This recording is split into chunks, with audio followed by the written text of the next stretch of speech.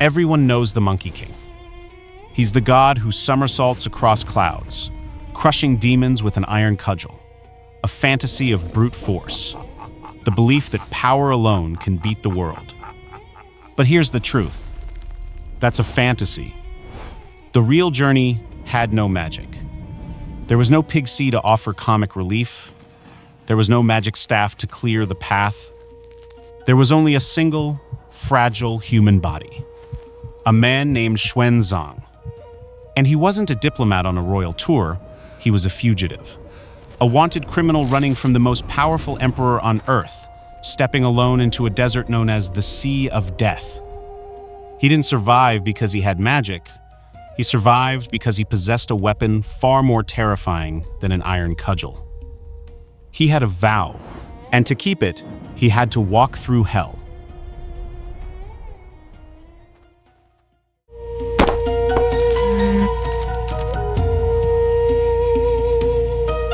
The year is 629 AD. The Tang Dynasty is young, violent, and paranoid.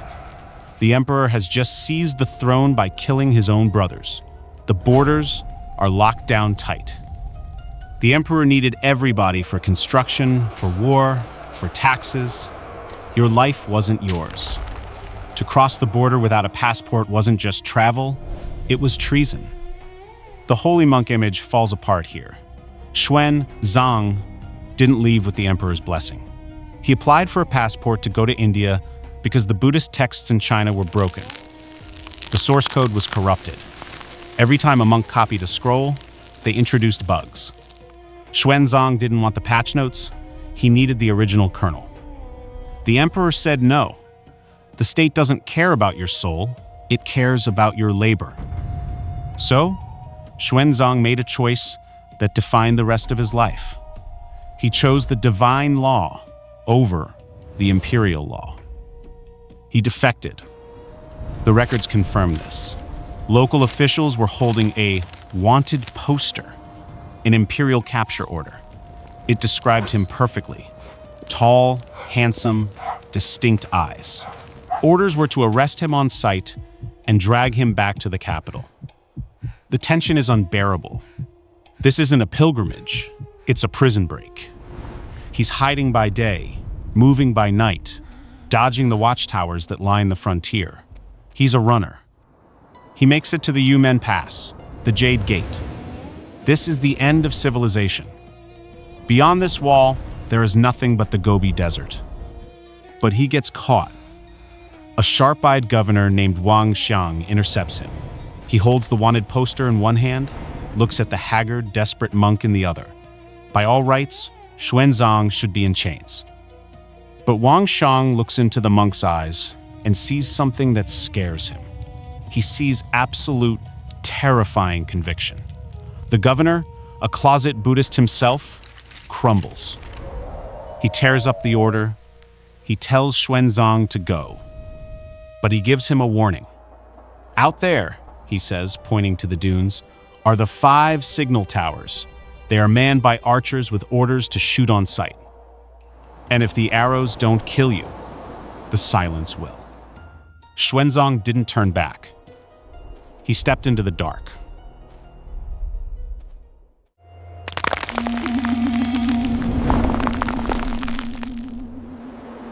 He entered the Mohayan. The ancients called it the River of Sand. That sounds poetic. It wasn't. It was a geological anvil designed to crush biological life. The records describe a place of absolute terrifying negation. No birds fly above, no beasts roam below. It was a vacuum, a silence so heavy it felt like pressure against the eardrums. Xuanzang was utterly, devastatingly alone. Just one man, a horse, and the lithosphere. And then, the accident happened. It wasn't a demon that doomed him. It was a fumble. A clumsy, human mistake. While trying to fill his heavy wineskin at a remote spring, his hands, shaking from fatigue, slipped. The bag hit the ground. The cap burst. He watched as the precious water poured out and vanished into the parched earth. The sand drank it all in seconds. He was left with nothing.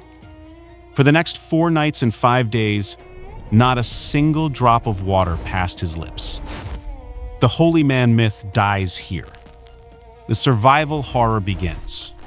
We know exactly what this does to a human body, and it's worse than the legends. This wasn't just thirst. This was metabolic chaos. By the second day, the saliva in his mouth would have thickened into glue. By the 3rd day, the blinding white sun turned his body into a kiln. He stopped sweating. His blood thickened into sludge. His heart slammed uselessly against his ribs, struggling to pump. And then came the armies. The legends say he saw demons, massive, shimmering giants blocking his path. He heard the sound of drums and the whistling of goblins. Here is the reality. When the human brain is starved of oxygen and cooked by heat stroke, the visual cortex begins to misfire. Those glittering stars he described, those were phosphenes, neurons firing randomly as his brain began to shut down. The drums, that was the blood pounding in his own ears, amplified by the silence. He wasn't fighting monsters. He was fighting his own dying biology. In the stories, the Monkey King pulls out a magical cudgel to smash the demons. Xuanzang didn't have a weapon. He had the Heart Sutra. Form is emptiness. Emptiness is form. He didn't chant it to cast a spell. He chanted it to keep his mind from snapping. It was a cognitive override, a rhythm to focus on while his reality melted. He made a vow then, whispering through cracked lips, "I would rather die taking 1 step toward the west than live by retreating 1 step toward the east." Heroes fight to survive. Saints accept the death and keep walking anyway. That's the difference.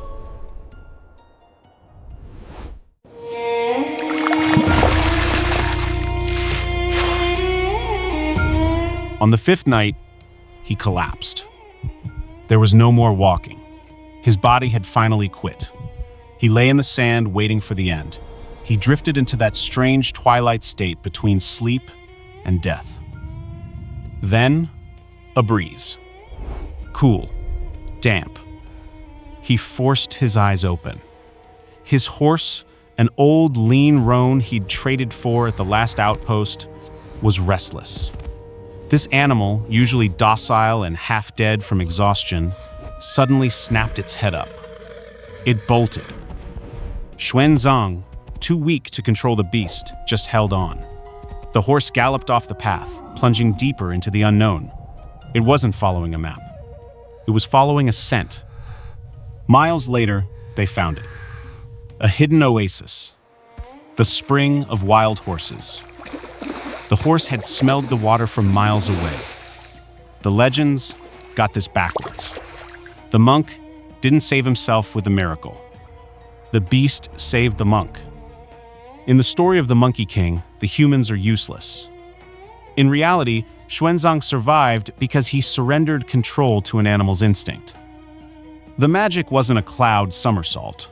It was the olfactory sensitivity of a thirsty horse. He drank. He lived. But the desert was only the first test. The next one wouldn't be about survival. It would be about temptation.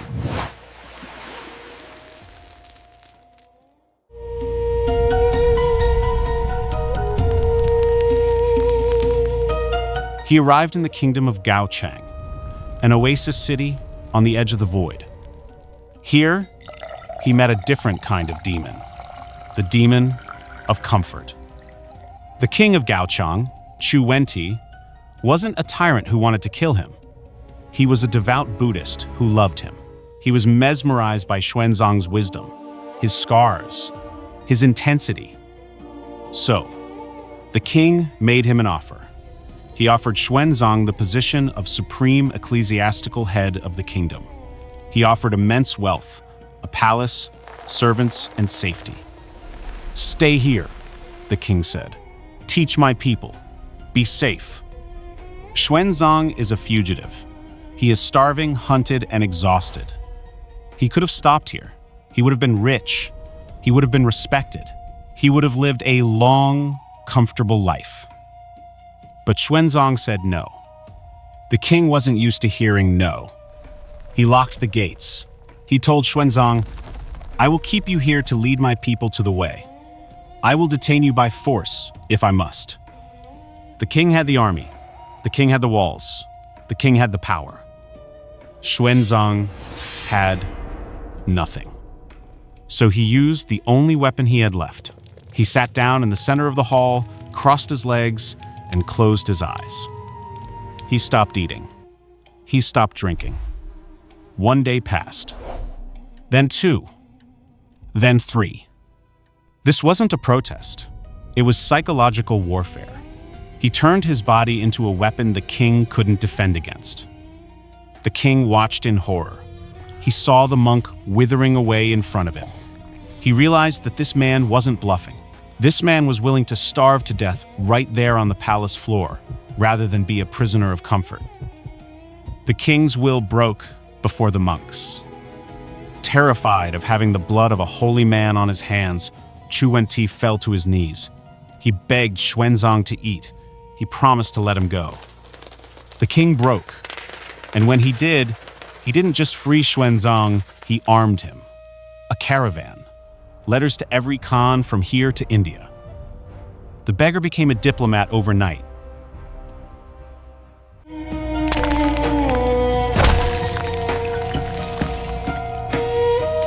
Gaochang was the last green place.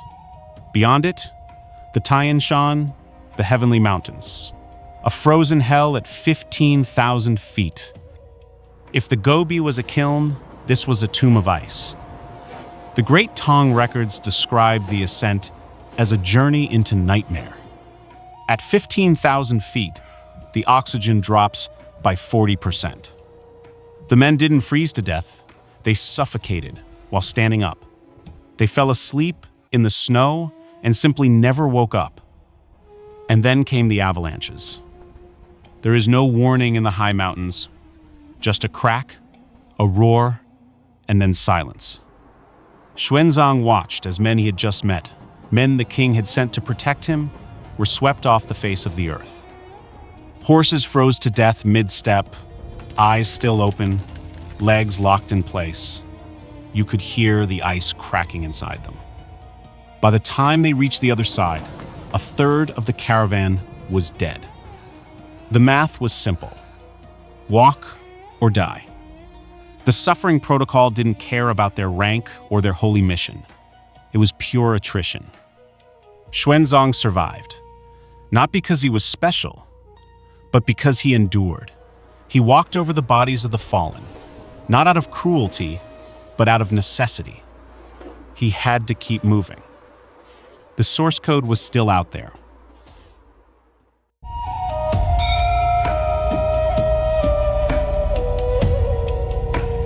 After years of walking, after traversing the Hindu Kush, the plains of India, and fighting off river pirates, and that wasn't even the worst of it.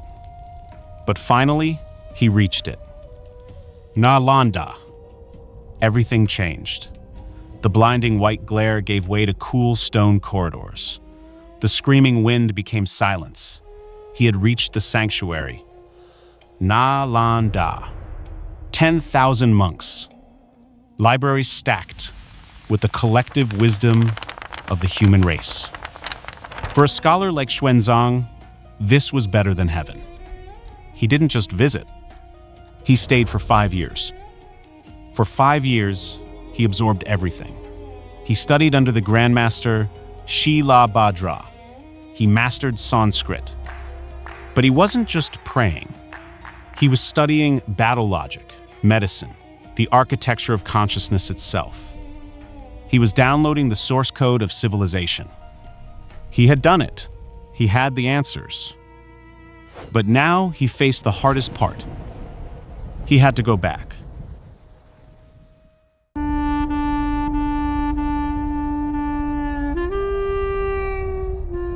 The return journey was heavier than the departure. Literally. Xuanzang didn't turn around with a single holy grail in his pocket. He was bringing back an entire library. He was bringing back 657 texts, over 700 pounds of dried palm leaves. You couldn't carry this knowledge.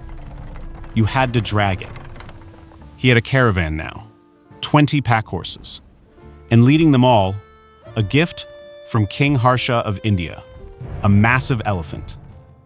The fragile monk who had crawled across the desert on his hands and knees was now commanding a column of beasts, carrying the spiritual future of his nation. But the suffering protocol wasn't done with him yet.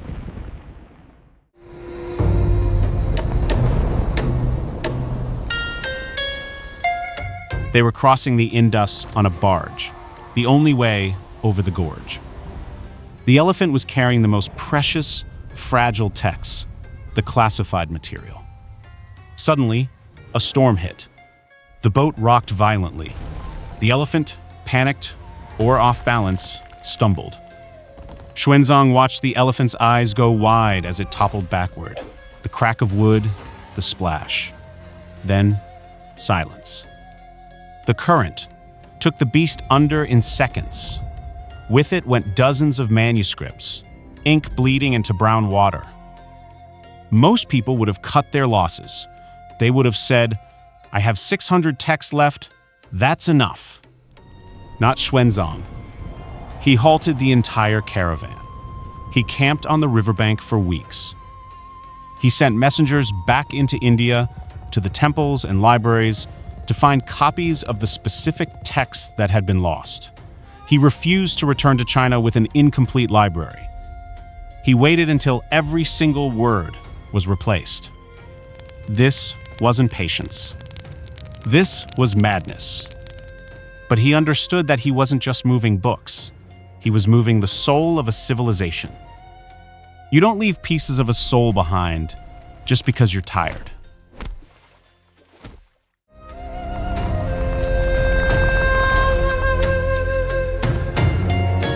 In 645 AD, 17 years after he snuck out like a thief, Xuanzang arrived back in Chang'an.